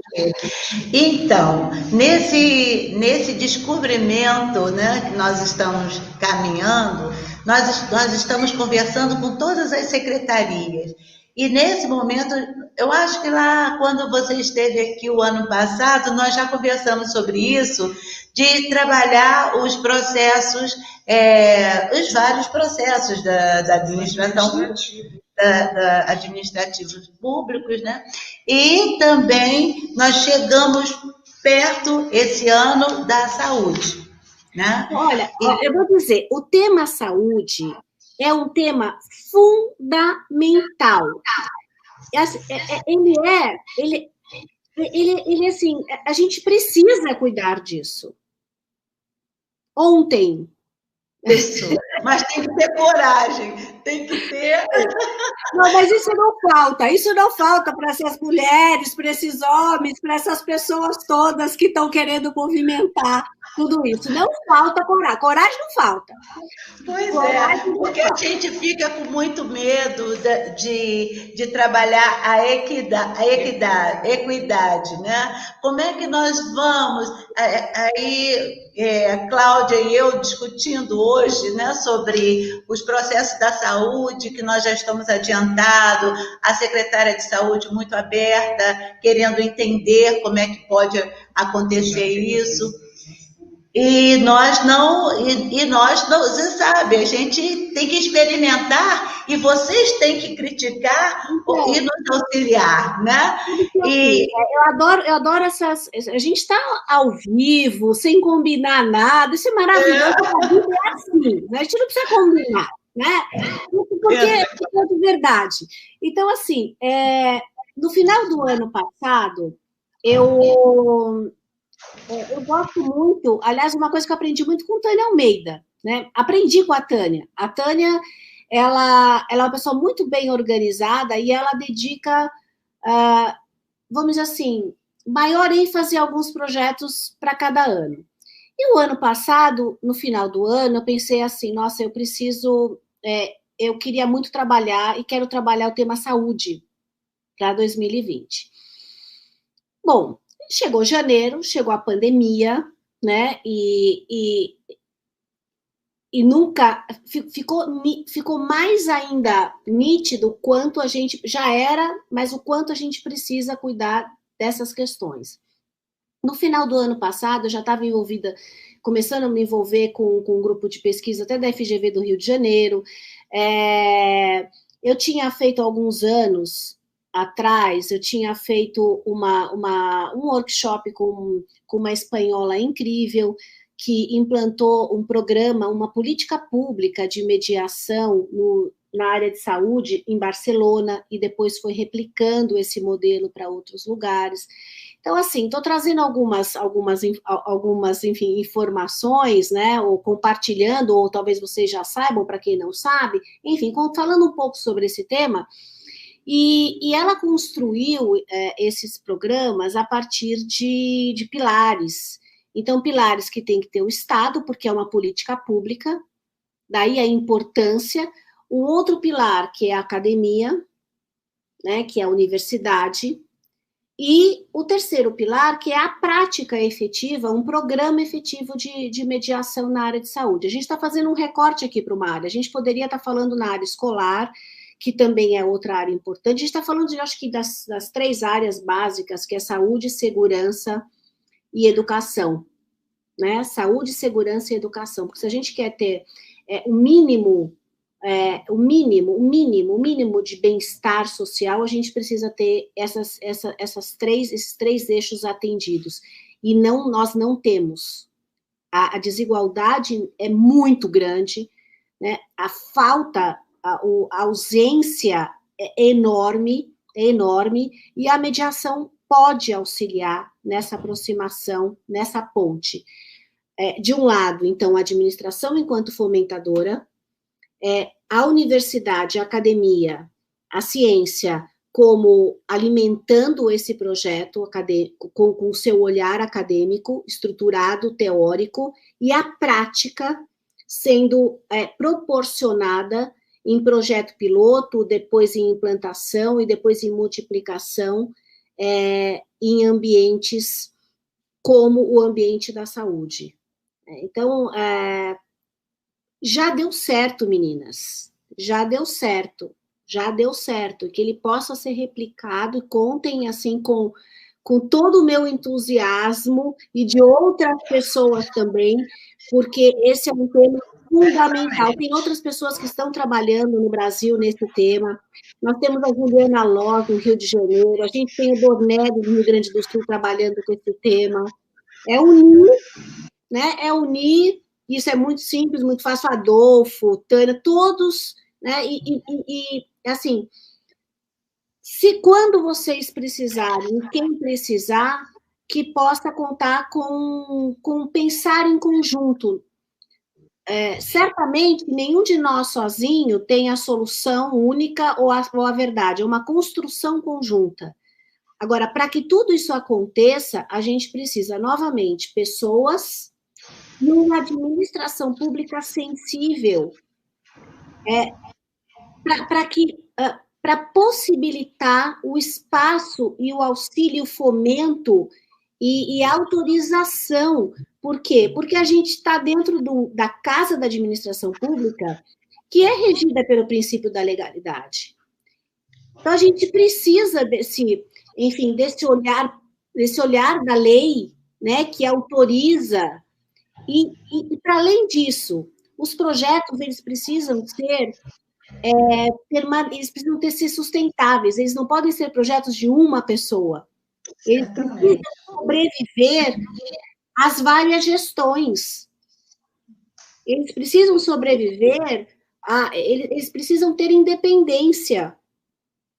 E para isso, se você faz se você tem uma estrutura boa, um projeto bom e uma legislação pertinente, fomentadora e adequada, a chance disso acontecer é enorme, para que depois esse projeto, que estava tudo acontecendo, foi estruturado, lá para frente entra uma outra pessoa, um outro olhar, um outro encaminhamento, e tudo acaba ficando numa nova placa. A gente não quer uma nova placa, a gente não quer placa nenhuma, a gente quer fazer com que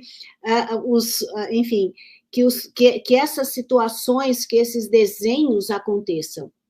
Então, a gente acabou dando um exemplo, né, muito específico relacionado à saúde, e que serve de modelo para outros, e que a administração pública pode fomentar e deve fomentar na área da educação, na área dos tributos, na área das desapropriações, dos conflitos coletivos. A administração pública, ela não é ela. A administração pública somos nós. A gente, né, somos nós. Então, nós precisamos auxiliar, a administração pública está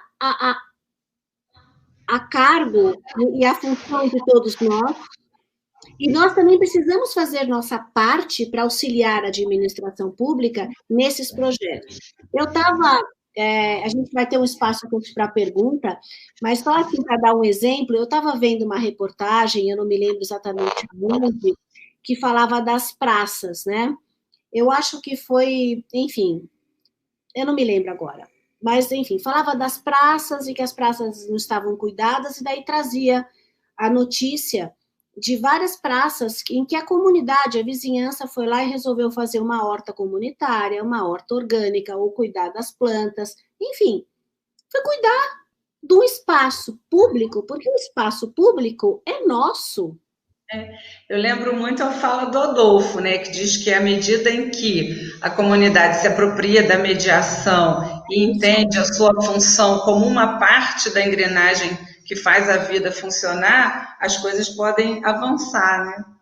As coisas é um movimento que precisa do fomento e do olhar, ou da empresa, ou do Estado, ou de alguém que possa, enfim, tomar uma decisão, trazer fundos, trazer investimento, auxiliar para que isso tudo aconteça. Agora, ele não é um movimento de cima para baixo, ele não é um movimento top-down, porque não adianta, se eu chegar em qualquer lugar, qualquer gestor ou qualquer empresa e falar, hoje a partir de amanhã vai ter mediação, por ordem, ela não vai acontecer. Ela é um movimento comunitário.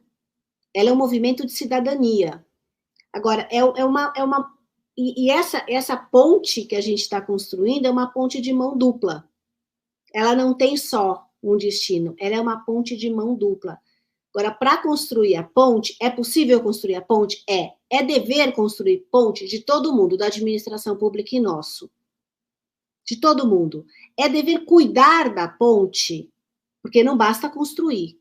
A gente precisa cuidar para que ela seja firme, para que ela seja sustentável, para que ela tenha qualidade, para que esses programas sejam programas realmente que ofereçam a essência da mediação, né? A gente pode chamar de várias coisas, a gente pode fazer vários desenhos. A gente está falando de mediação, a gente está falando, né, de algo que é muito sensível, de algo que é muito especial. Por quê? Porque é um meio que faz, ele resgata e empodera a tomada de decisão pelas pessoas. Então, isso é básico, isso é fundamental, isso é direito fundamental. Então, enfim, o tempo passa rápido falando sobre tudo isso. Passa rápido, poderíamos ficar aqui te ouvindo até. E saudade de estar aí, né, com vocês, essa cidade linda, e depois a gente poder conversar e almoçar e jantar. Essa semana o Face ainda trouxe as fotos. Ai, um ano passou rápido. Passou mesmo, passou muito rápido, mas foi um momento incrível. Está sendo esse também, né? E serão outros, certamente. Mas enfim, é possível, devemos fazer. O como é uma questão de harmonizar os princípios e de encontrar as pessoas que promovam essas pontes.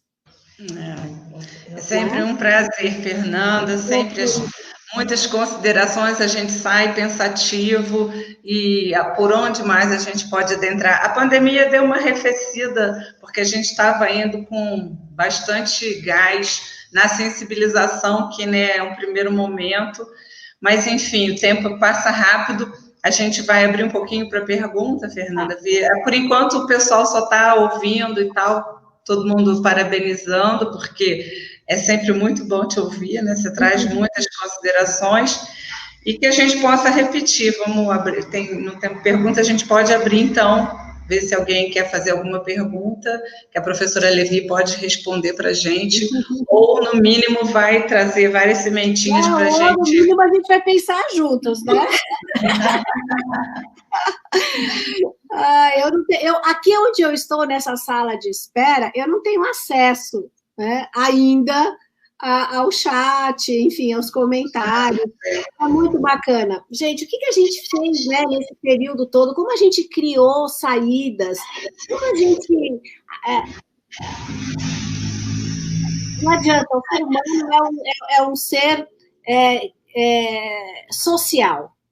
Né? Nós precisamos estar juntos e a gente acha sempre um jeito de fazer isso.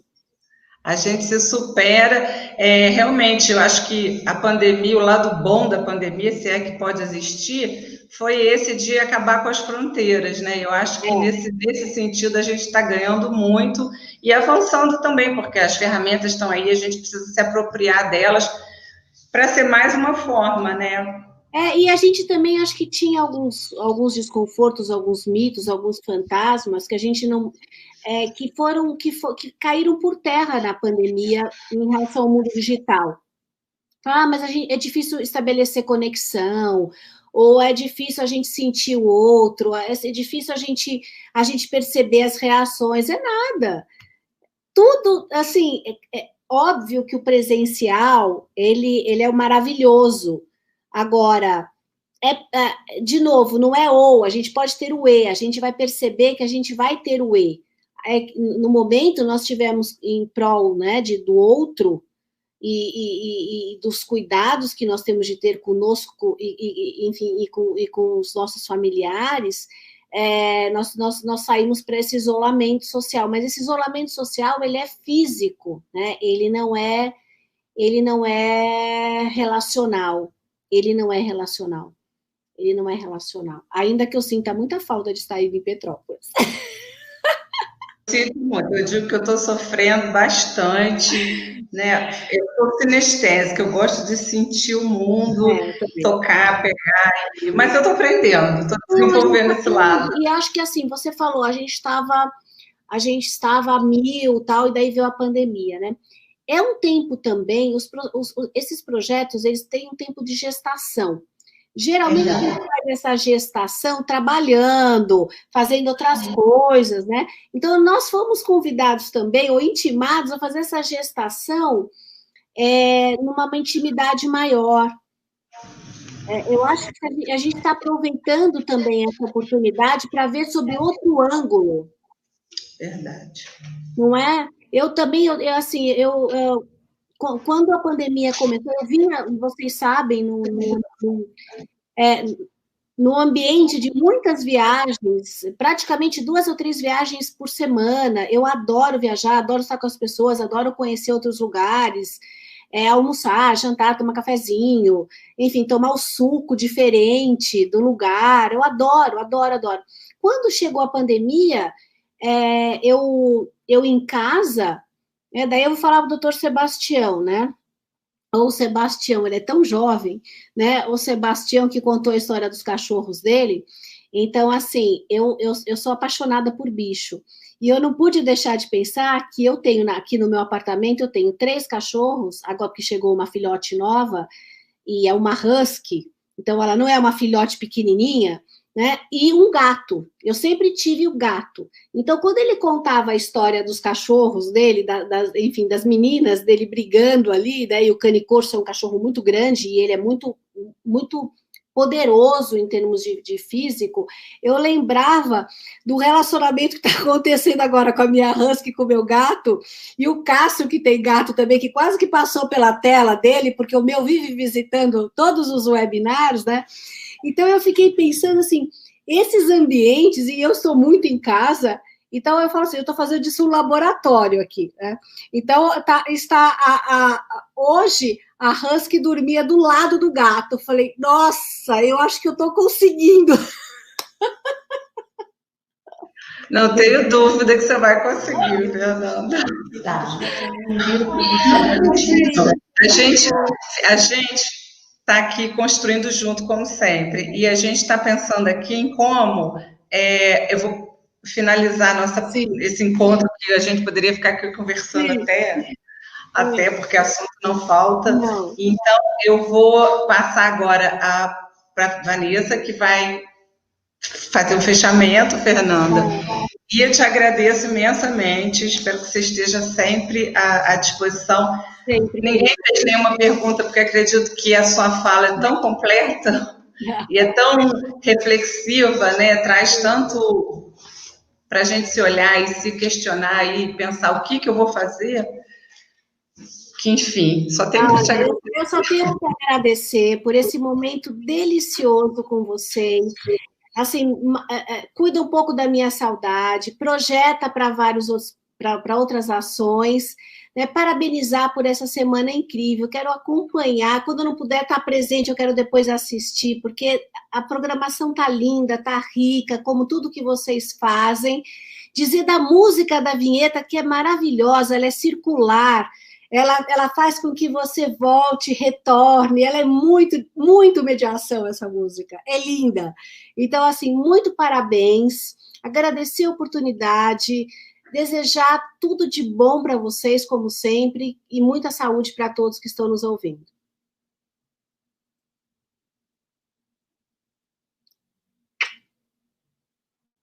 Ai, problemas técnicos. É só isso que vai...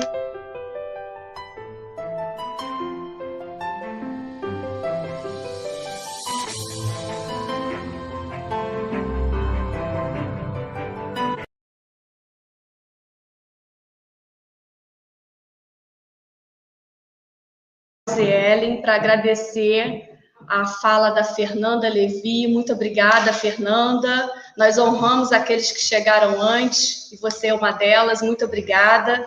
E seguimos em frente. Desde 2017, crescendo forte essa semente, florescendo e já frutificando. É uma honra recebê-los todos vocês aqui nesse evento, aos nossos palestrantes, a Fátima Argon, que passou por aqui, ao Sebastião Médici, ao Cássio Filgueiras, e a você, Fernanda, mais uma vez. Muito obrigada. Agradecemos também a nossa equipe, que esteve conosco, está conosco, desde o início da organização, e seguirá a semana. Então, muito obrigada a todos os membros da equipe do Petrópolis da Paz. Vamos continuar semeando durante a semana, contamos com todos vocês, com a participação de todos vocês, com início amanhã, às 16 horas, com a palestra da Cléo Garcia, trazendo um pouco de justiça restaurativa. Mais tarde, às 19 horas, o Juan Carlos Vezula, mediação emancipadora. E às 20 horas, o FONAME também retornará com a fala da Juliana Paloni. Muito obrigada a todos, tenham uma boa noite e até amanhã. Vanessa?